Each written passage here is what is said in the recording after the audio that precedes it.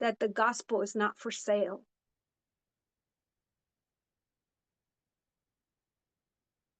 The gospel, the good news, the gospel is not for sale. You need to get that in your spirit, that the gospel of Jesus Christ is not for sale. You can't put a price tag on it. You can't package it.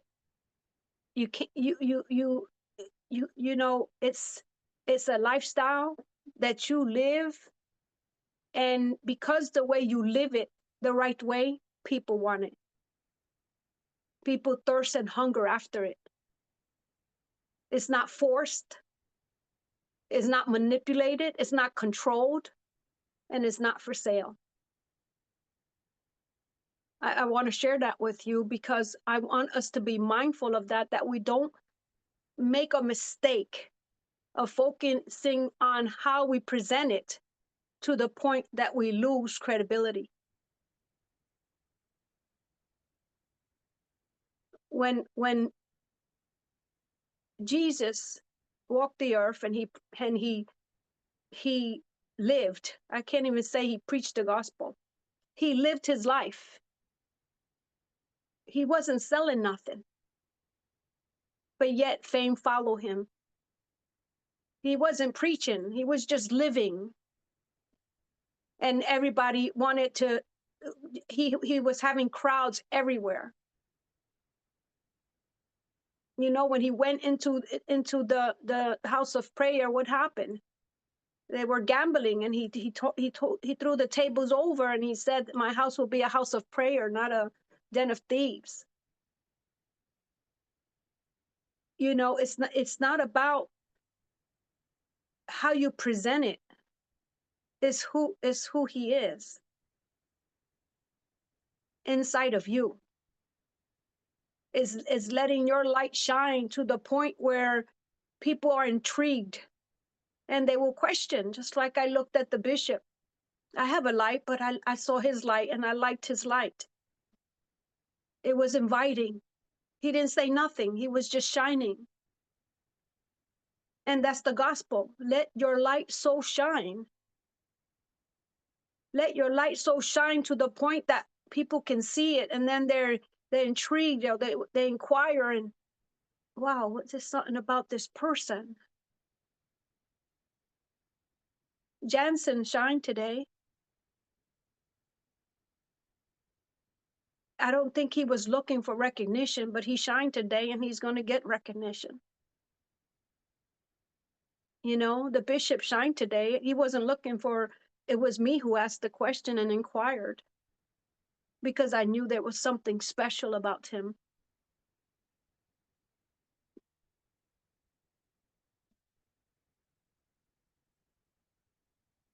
It's so important that we are not like everybody else. It's so important that we stay true to him, to the legacy that he's left us, because he's our example.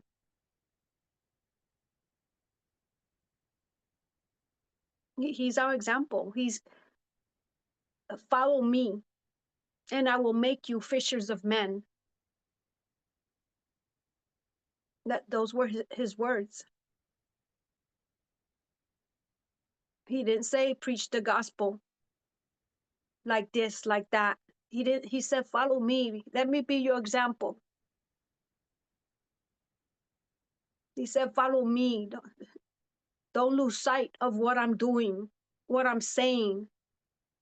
Healing the sick, raising the dead, casting out demons. Freely you receive, freely you give.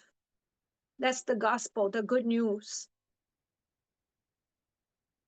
What's the gospel according to Catherine, to Linda, to Richard, to Michael, to Letitia? What's the gospel? What's the good news that you want to continue to share, not sell? Amen. It's nothing to sell. It's something to live, so that everybody else can see it and be like, wow, I want what they have. I want what they have, and I can't live without that. I need that in my life. Because the moment you start trying to package it, now yourself is in the picture. Because now you think it's you doing something when he did everything. And we have to be careful not to get in the way of what he's already done. It is finished. It's the finished work on the cross. It's already finished.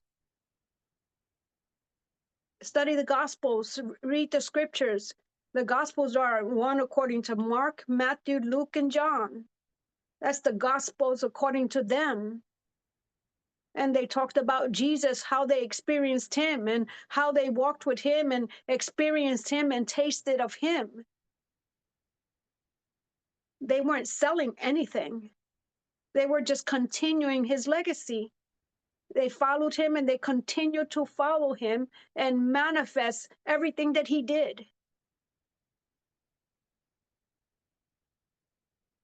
Amen. I reiterate over and over that this gospel is not for sale.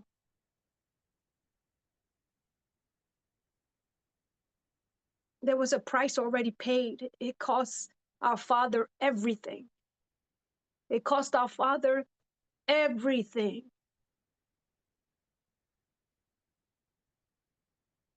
Do we believe that? Because when we do, then we can partake of it and say, okay, I tasted, I believe, this is real, and I want to live it to the point where anybody who I come in contact with, they will know, they will want, they will desire. And it's so tangible in my life that when I'm around them, it's going to impact them in a beautiful way. But I'm not selling it. I'm not forcing you to take it. You just have to believe and don't be afraid. You just have to believe that it's yours and it's real.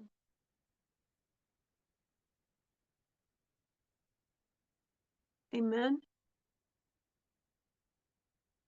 It's so important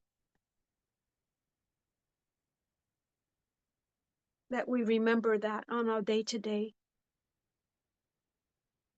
It's so important. I don't know if you saw the picture. I posted a picture of Aurora, the latest addition to our family. Amen. Yes, I Amen. share it on WhatsApp as well for everybody. Oh, thank you. Amen. I'm just so grateful to God for life. And I'm so grateful to and so thankful for each and every one of you allowing me to speak into your lives. Is a privilege. I take nothing for granted. Like I always say, you could be anywhere else. And tonight you chose to fellowship with me, and I honor you for that. And I bless you for that. And I thank God for your life. I thank God for your destinies. I thank God. He knows that with everything that he has put inside of me. And I know when I pray, he answers and he hears me. That's why I make mention of you guys when I pray and I intercede and I stand in the gap. I present Letitia, I present Linda, I present Michael, I present Richard, Udo, even Pierre and Marcus and people who don't even show up all the time. They just come once in a while. But everyone that's connected has been connected with Jesus Ministries International, JMI Action Compassion, past, present, or future. I say future because even Jesus prayed for future believers. And I make mention of you guys in my prayers. And trust God with all that you are, that he hears me. And he's answering. I promise you, he's answering. And he's taking care of your needs. And he's taking care of your family. And and if you're sick, he's healing your body right now because he hears me. And I know that with all that I am, and I'm a living witness to see his mighty, powerful hand. For over 30 years now, I have seen his faithfulness. Over 30 years now, no matter the circumstance, no matter the situation, I've seen his mighty, powerful hand. And he just gets greater and greater to me, and stronger, and it's not that he's never been, it's just the more I get to know him, the more I see him in such an extraordinary way that it's mind-blowing. A simple act of love, of kindness, just and immediately one guy says no to my face, go buy a battery, come back tomorrow, with such rudeness. And then I go inside and get the battery, and the guy says, I'm putting your battery in right now. That had to be God. That had to be God. Come on now. You'd be foolish to think that it wasn't. That's not a coincidence. That was nothing but God taking care of our needs, because he says, I will supply what? All of our needs according to his riches and glory. He didn't want me to wait tomorrow. Why? Because he probably has something else for me to do tomorrow. So he wanted it done now. And he took care of it now.